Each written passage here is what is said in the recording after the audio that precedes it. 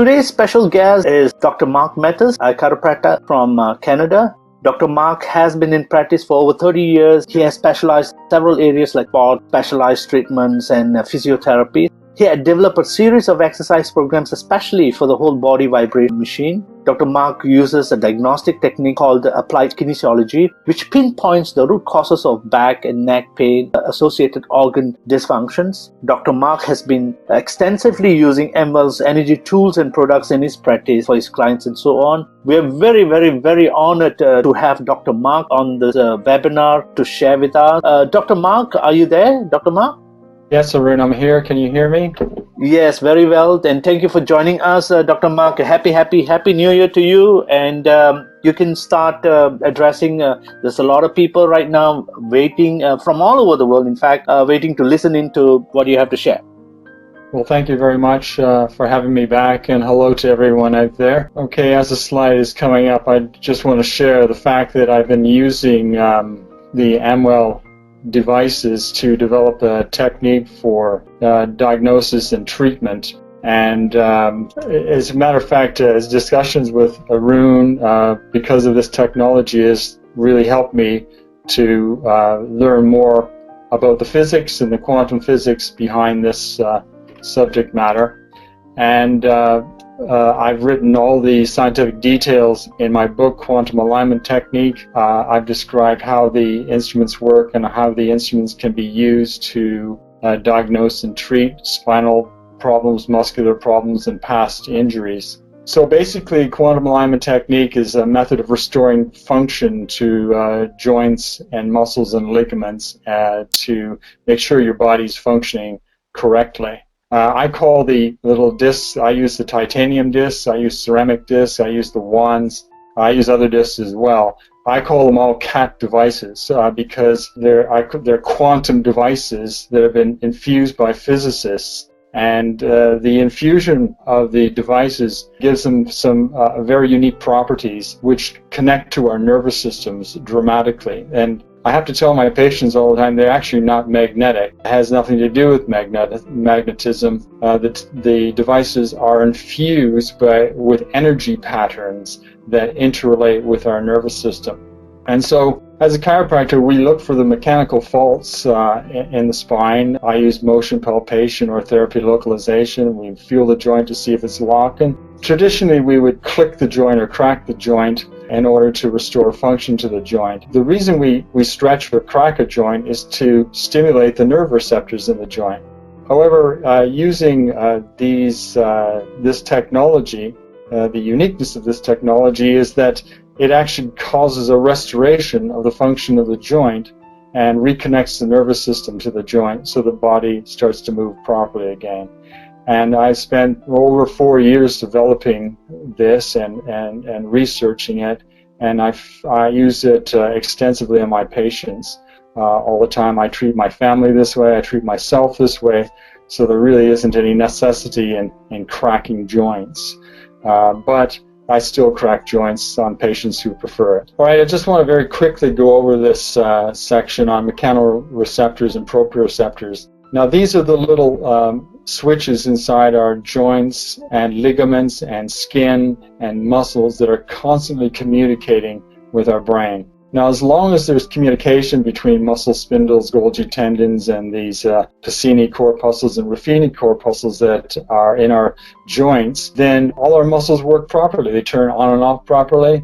And if the third section, Pacini corpuscles and Ruffini corpuscles, are working properly, you will know that your elbow was bent, for instance, without having to look down, because these receptors tell your brain where your joint is in space without you having to look at it. So what I'm saying is that your central nervous system is constantly in touch with every part of your body. It's when it loses touch due to injury or strain that we have to do something about it in order to return function. Now, the nervous system isn't just the muscles affecting the muscles and joints from the brain. There's another nervous system in our body that controls our organ.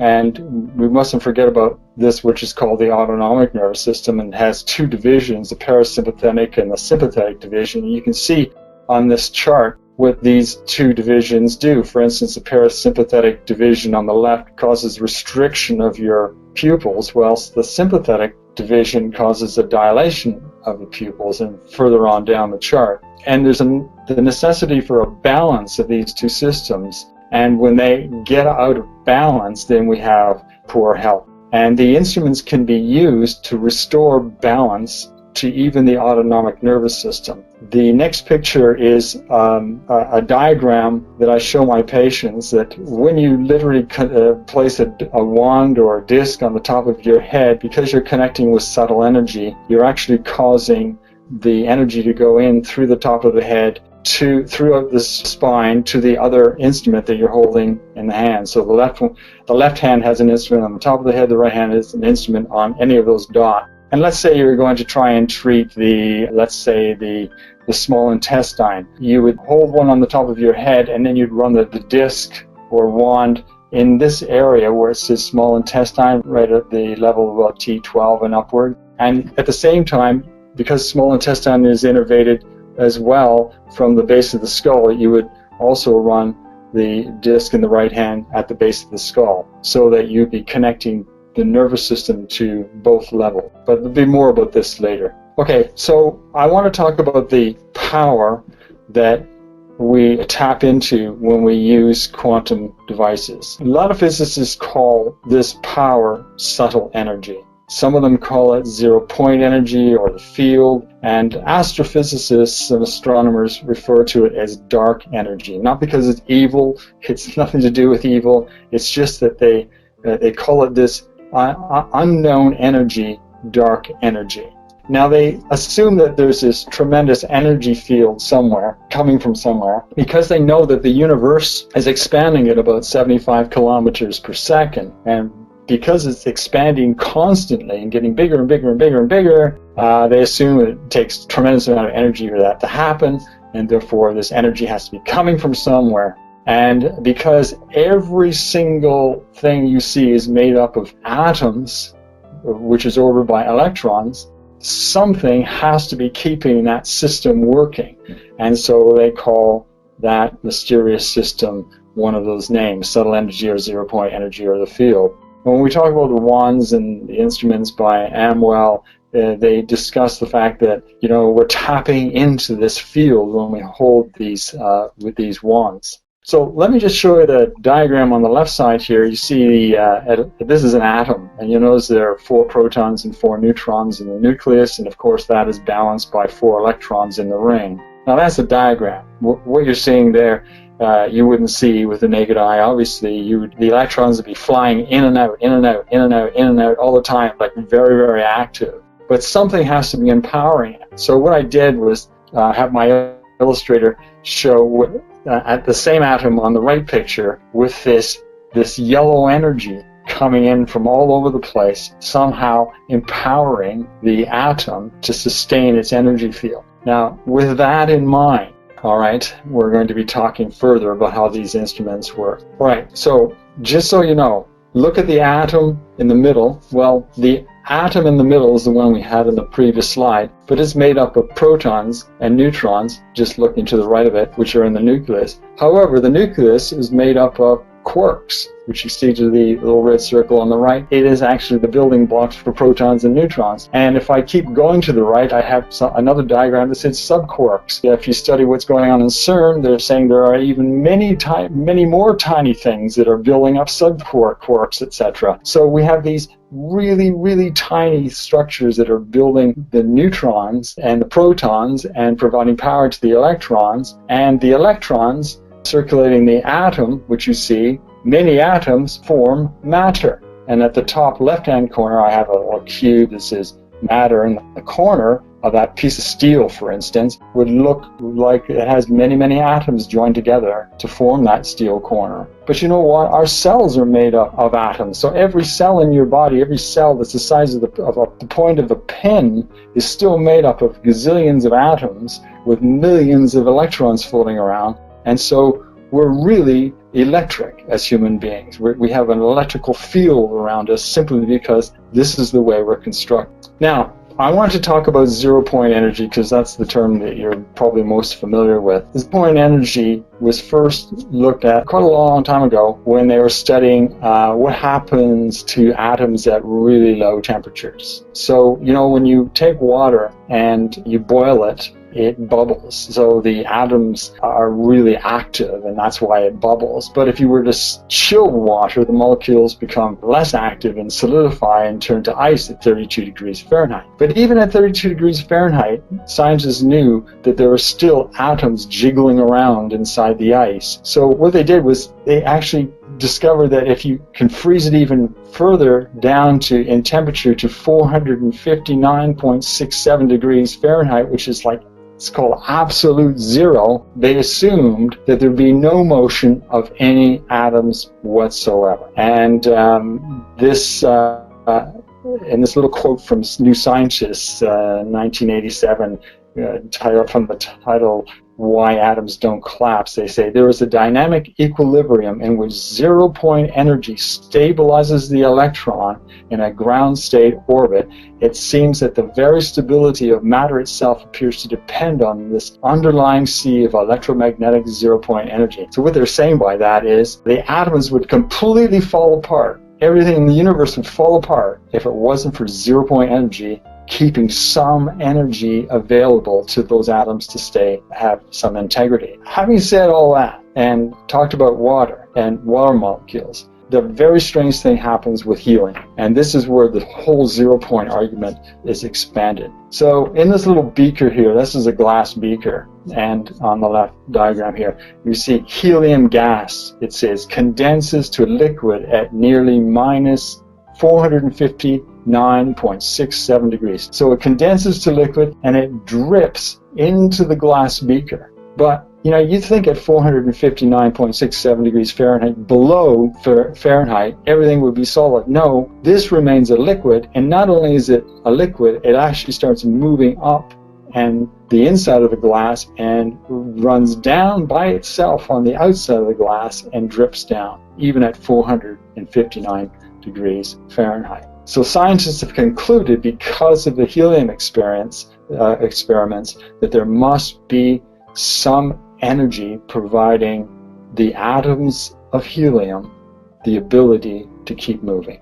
And it's that zero-point energy that we tap into when we have instruments. Well, when we're holding a wand or a disc or whatever, we are technically connected to the zero-point field in a more specific way. And I call this entrainment. That is, we become one with the field, or more intensely with the field, when we use an instrument over our electromagnetic bodies. I use the term entrainment because scientists use this term when they talk about tuning forks. So if you strike the tuning fork on the left, but you don't strike the tuning fork on the right, providing they're the same tuning fork, let's say the key of C, the act of striking the tuning fork A will result in tuning fork B starting to vibrate with sympathetic vibration. And that is called entrainment. The two tuning forks tune into each other. And when you use instruments or wands or discs, you are literally resonating with the zero-point field. And that's a good example of how the wands work. They bring the frequency within the wand that is matched by the zero-point energy into our body. Okay, I want to talk about how quantum instruments are made. I know how they're made. I'm not going to tell everything about them because I'm sure that Arun doesn't want me to tell all the secrets. He hadn't told me any of the secrets. I found them out myself. But the wands are made with a crystalline core. As you know, some of them have a diamond dust. Some of them are made of titanium. Some are made of ceramic. But it depends on the actual atomic properties of the materials, how effective these instruments are in retaining energetic patterns. So basically, what the physicists do is map the energetic pattern of something, anything, and then they can actually use other machines to drive it into the crystals or into the ceramic or into the titanium. Now, my understanding is that when they use the infusion process, that is when they take the energetic pattern and drive it into the titanium, the subcore that form the protons and neutrons within every atom of the carrier change in shape. They change their relationship with one another, which means they connect in a greater way to subtle energy or dark energy or 0-point energy. You know, when you carry around a wand that has been infused with an energy pattern, the actual atoms of the crystals within the wand are literally infused with a pattern that enhance their connection because the atoms have been changed on the subatomic level. Okay, so I've written this because we're going to get into the instruments now. But what are the characteristics of a viable quantum energy instrument? To get down to point 1, and I'll explain entanglement in a minute, they have to be able to entangle, that is, join together, even though they're not touching, and I'll explain that in a second. Lots of companies make these devices, as you know, but I know of only 2 companies where their devices work, and Amwell's devices work. They're the ones I first started with, and they work. They treat, they diagnose, they do all the things that they're supposed to. So I'm happy to come on here and tell you about them. They have the ability to quantum entangle. They have the ability to be used to diagnose acupuncture meridians and locate acupuncture points. They actually have the ability to make corrections to magnetic field interference when it's on your body over the conception vessel, which is the meridian in the front of your body. And they definitely interact with your nervous system during muscle testing procedures so that you can diagnose joint and muscle dysfunction. And they provide some EMF protection as well, especially when in the entangled state. So quantum entanglement is really important because these instruments have crazy properties. And when I discovered this, I was shocked. And when I showed other physicists this, they were really, really surprised too. 100 years ago, 2 physicists, Niels Bohr and Albert Einstein, discussed this concept of quantum entanglement. Bohr said, you know what, if 2 atoms or 2 electrons were joined together, then you separated them, they could never ever be separated again. They even though they weren't in the same place, they would remain the same. And Einstein said that's just spooky, and he termed the concept a spooky action at a distance, because Bohr said if you do something to one atom that's been split from another one, photon or electron, it would change the other one even though it's not even in the same room. Anyway, when the instruments are infused and you place the discs together, or titanium discs or ceramic discs together, or even wands, you can put elastic around your wands. If you leave them like that for like 24 to 48 hours, they were literally joined together. You can do tests to show that they're joined together. And I'm going to go on with that and to show you that in a minute. I want to talk a little bit more about this quantum entanglement. The quantum entanglement was theorized in 1964 by Irish physicists. And he said mathematically it's definitely possible to take 2 things, join them together, and then when you separate them, they stay together forever. It doesn't matter how far apart they are connected to the same system. In the 1980s, a French physicist named Alain Aspect, he actually divided some photons of light. And I'm just making this up now, but you put 1 photon in one room and another photon in another room, just for an example. And when he measured the photon in room A, the change took place in the photon in room B. And it happened so fast that it was beyond the speed of light. Some physicists say 10,000 times faster than the speed of light. As a matter of fact, they're doing experiments with this right now. The Chinese in telecommunications are using it. If you read the book by Jim Al-Khalili, he talks about all the functions of our cells and how they require quantum entanglement to function. Even our DNA is using something called quantum entanglement. And the enzymes within our cells are moving from one side of our cell to the other side of our cell, disappearing and appearing without actually any time being lapse taking place, simply because they use this principle of quantum tunneling or quantum entanglement right inside our bodies. Even to smell a flower, quantum entanglement is taking place in our body.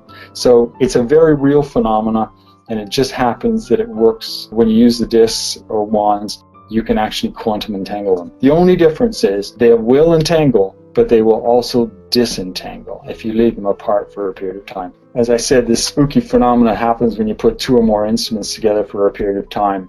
And as I said, if you leave them apart for 48 hours, they completely separate again, or we think they completely separate. We can't tell 100% for sure because we don't know how many atoms might still be, or electrons may be still joined from one instrument to the other. But later I'm going to explain to you that we use this quantum entanglement phenomena to make the diagnosis. That's what's cool about these instruments. They have this ability to be joined together, but our nervous system is very, very sensitive to the entanglement. All right, so what I found using the discs is that you can quantumly entangle as many as you want. So if you were to take 4 ceramic discs or 4 titanium discs and stack them on top of each other, and then for 48 hours, and then just lay them out in a square, the energy pathways between them would look like this. And I've done extensive testing to prove this for a couple of years just doing this, and it definitely is so. I've shown other physicists, they agree. It's happening. But I've only really recently released this information in my book last month, and you can read about it. Okay, I'm showing you these two pictures because they're going to lead to something else I'm going to teach you later. Those of you who do muscle testing is a very precise way of measuring how the body is reacting neurologically. I do recommend that you read the section in my book on muscle testing so you make sure you do your muscle testing properly. Otherwise, you're just cheating the patient or cheating yourself or deceiving the patient if you don't do it properly, because there are certain parameters you have to follow. You have to check for neurological disorganization and polarity imbalances, and then you can test the muscle accurately. Well, I'll just tell you that when you place a group of magnets over the conception vessel, just like you see that in that top picture, the patient will go weak with every single muscle. Now, if you take that magnet and put it in their hand or on their foot, they don't go weak. It only happens when you test a muscle that's previously strong and stick a magnet over the conception vessel, the person will go weak. Now, if you take one of your devices, a wand or a disc, and place it on the conception vessel next to the magnet, the patient will become completely strong again. I'll say that again. If you have no disc there and just have the magnet, the person will go weak. If you then introduce the disc next to the magnet, the person will become strong again.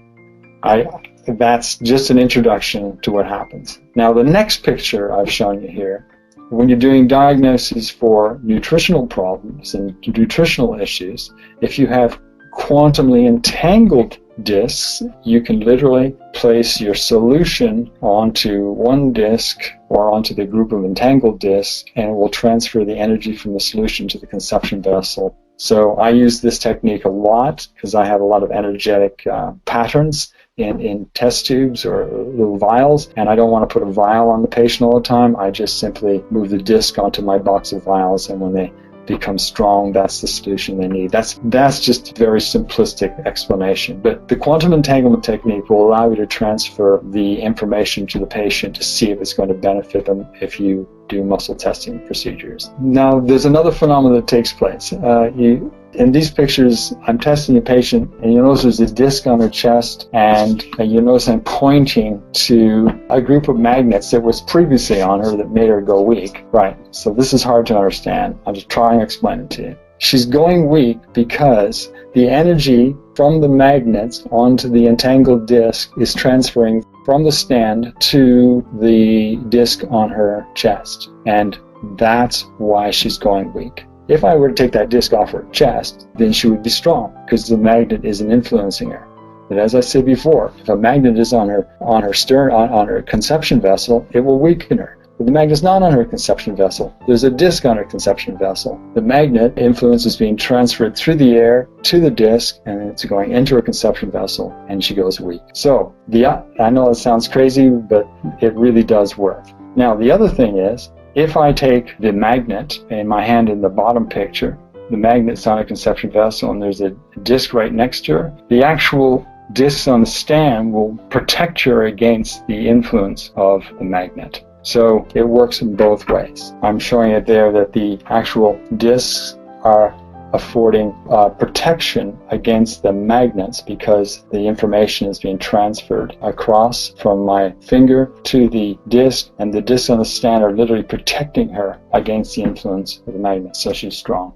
You can try all these tests yourself. They work, but you have to have entangled discs. So if you were to buy 3 or 4 of those discs from Amwell and leave them together, they will work as entangled discs, or ceramics, or whatever you want to use, or even wands will work. For those of you who do neurological disorganization testing and polarity testing, this is a very quick way to determine polarity imbalance. And this particular test is for something I call abnormal switching, and I won't go into that. It's very complicated. You have to read it in my book. But the next slide will show what I call normal switching, or K27 switching. So if a person has neurological disorganization, they can be tested this way. So one disc is on the conception vessel, it's under her hand. The other disc I'm holding on the governing vessel and doing a muscle test. And if she is strong, when those discs are in that place, that means she has a polarity imbalance or a switching imbalance. And there are lots of reasons for switching imbalance. They're usually caused by acupuncture problems or polarity problems or cranial bone or TMJ issues. But we have to fix that before we can do any more testing. And the way anybody would fix that is correct the cranium or do some acupuncture. But with the discs, you can quickly fix them. And you'll see a little diagram. The quick way of fixing switching and reverse polarity is to place an entangled disc on the top of the head and one on the occiput on the right, and then switch it to the occiput on the left. And depending on the strength of the disc, it fixes it between 1 and 10 seconds.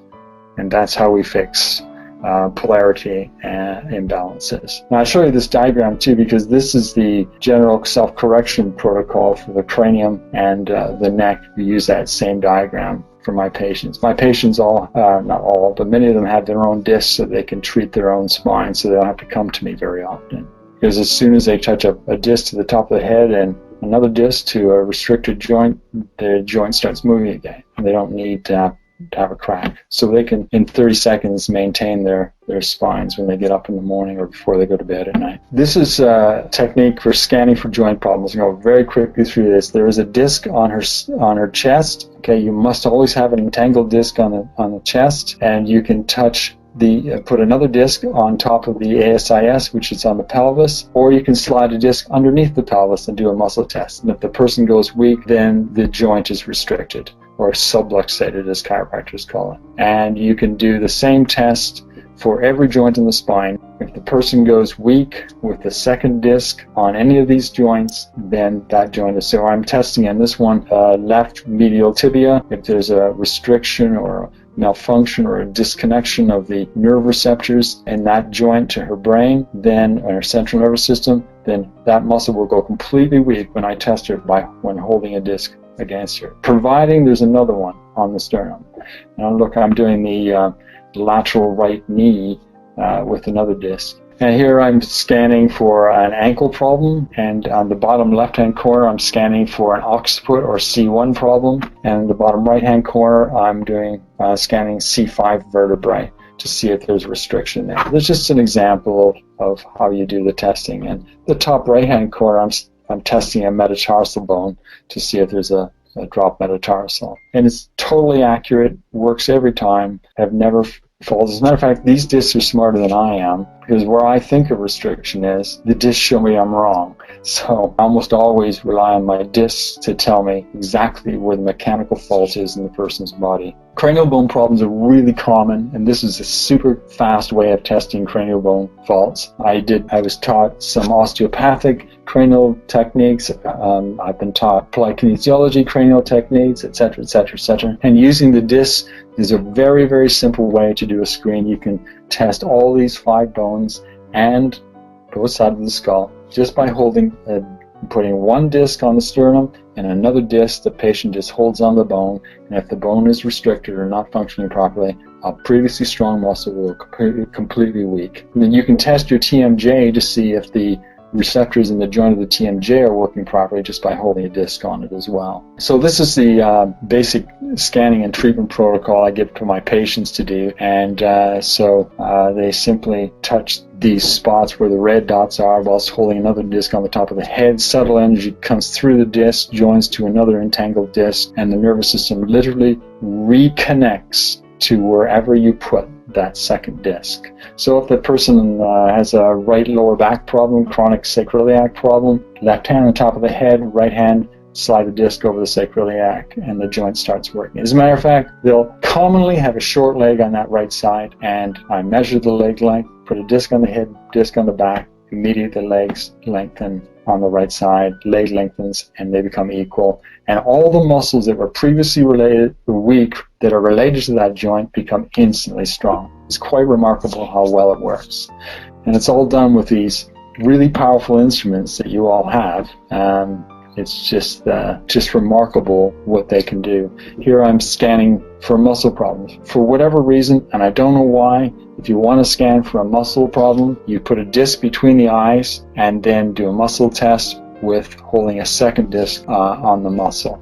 By the way, there is one disc on conception vessel you see under the green line, another between the eyes, and then any muscle you touch that's disconnected from the nervous system, test muscle will go weak. So you can find hidden muscle weaknesses in an instant. It's literally measuring whether the Golgi tendons and the muscle spindles are in connection with the brain. And in the far right picture, she's being tested for her masseter muscle, which is a common problem. TMJ problems commonly have masseter muscle spindle cell problems, and you can measure that. And I'll show you how to correct it later too. I just want to emphasize how powerful this technology is. In this particular technique, I'm scanning for meridian imbalances. Now, you can only do meridian scanning with unentangled discs. And to determine whether a meridian is balanced or not, you find a previously strong muscle, and in this case, it's the kidney meridian, and I placed an unentangled disc on the left and the right K27 point. It doesn't matter where you place it on the meridian, as long it's on one's on the left meridian, one's on the right side of the right meridian of the same meridian. So one's on the left kidney channel, one's on the right kidney channel. But I'm just choosing kidney 27 for this particular one. If the patient goes completely weak, the kidney meridian is in balance. If the person is completely strong when you're testing, they're out of balance. And to see which side is mostly out of balance, you just take one of the discs and put it into the hand, and if they go weak, in this case, I think in the far picture, it's on her right kidney meridian point on K27, and I put another disc in her right hand. I've removed the one from the left side, and I put it into her right hand. She went very weak, and therefore it's the right kidney meridian that's out of balance. I simply use connecting points or wow points, which would be K3 on the right ankle or the left ankle, and if you hold the disc on it, it will charge it up and the muscle strength will come back, and the person will balance normal. It works every time, but as I said, you're really better off reading my book than trying to understand it from this explanation. This is a chart I've made for testing bilaterally. You can see the kidney meridian that I tested that lady, and you can see the lung meridian. As long as you have an unentangled disc on each one of those, a previously strong muscle should go completely weak if they're normal. If they're not normal, then you have to find out which side is the problem, and then you can use the connecting points for each of those meridians, which is in the red box, and just hold the disc on it and it will charge it up, and then you can go retest and you'll see that you normalize them. I do this all the time. It works every time, all the time. Now, this is one of the most incredible things about these discs that I'm just nearly finished. It's called Injury Recall. Injury Recall was developed by a famous chiropractor in the United States because of his work with a podiatrist, a foot surgeon, and they discovered that the ankle joint has a tremendous amount of nerve innervation to the cerebellum. And somehow when you get traumatized in any way, your brain remembers the trauma, and it causes confusion to your neurology. So the injury recall technique developed in the mid-80s as a result of this discovery by this foot surgeon. And this very famous chiropractor developed the methodology. I used the methodology, but I found that with entangled discs, you can simplify it very, very easily. So this is exactly what happened to this little boy. I'll paraphrase what's written here. He came into me with his mom because he couldn't get his eyes to move properly. He couldn't follow my finger as I circled. He couldn't move his eyes left and right. He'd been to many consultations from the age of 3 to the age of 11 when he came to me, and they still couldn't get his eyes to work properly and in a controlled manner. And it all happened when he struck his head really hard at the age of 3 against his cousin, and he had convulsions, and since then his eyes never moved properly. Anyway, I placed one instrument on his forehead where he bumped his head at the age of 3, and instantly all his muscles went weak. And by the way, this can only be done with entangled instrument. So I located the spot where the bump was with an entangled instrument, right? Just one entangled instrument, and all his muscles went weak. That was an indication that I found the injury area. I placed a second entangled instrument on his tail tibial joint, which is just the front of his ankle, for a second, all right? You can leave it there for 10 seconds if you want, but suddenly all his muscles became strong. Not only that, all his eye movements became normal. And I tested him for like 18, 20 months later, he's still normal. And so what happened was the influence of the disc on his ankle and the entangled disc on the area where he was injured, kind of what we assume is it reorganized his brain so that his eye muscles would work properly. And I see this on patients all the time. The first procedure I do on any patient is to assess to see where they've had previous injuries, find it with a disc or a wand and correct it. And then their nervous system is unscrambled so we can go about with normal treatment. All right, so this is quickly me doing the injury recall. I'm doing on the top left-hand corner, I'm just seeing this person had an ankle problem, so we just put a disc on, and if the disc goes weak, then if the muscle goes weak, it's the area where the ankle problem took place.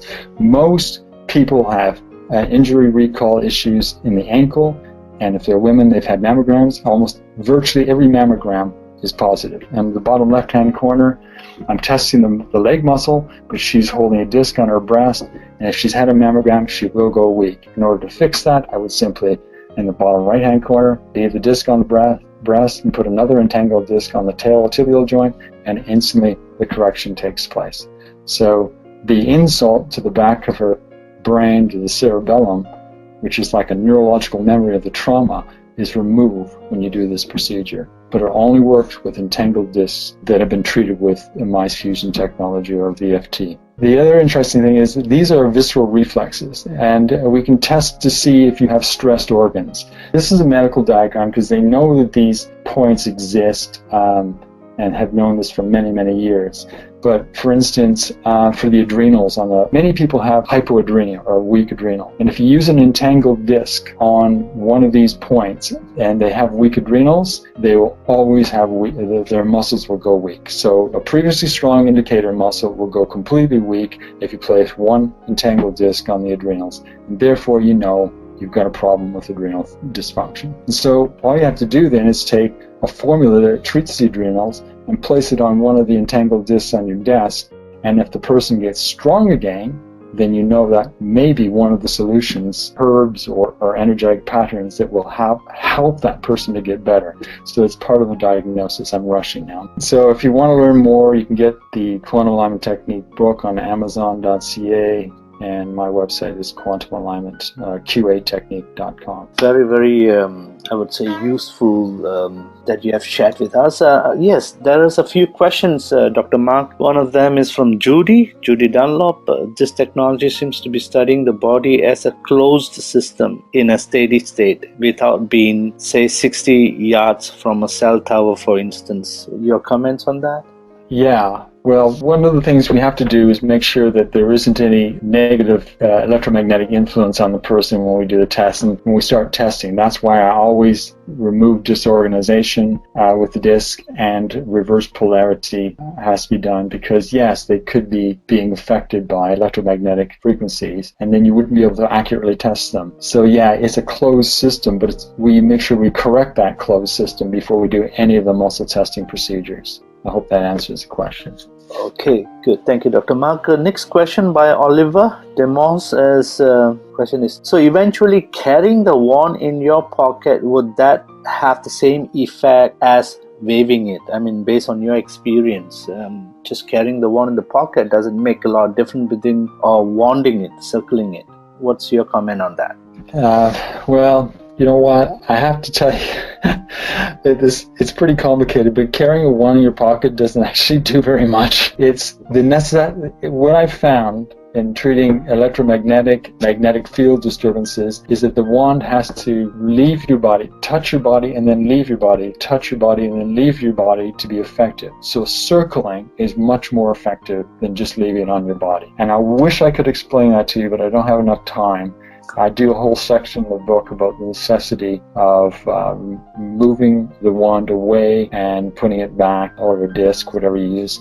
As circling the body with the wand is much more effective than carrying the wand. Yeah, that's the same answer I would give. Good. Thank you very much. Those are the questions I have.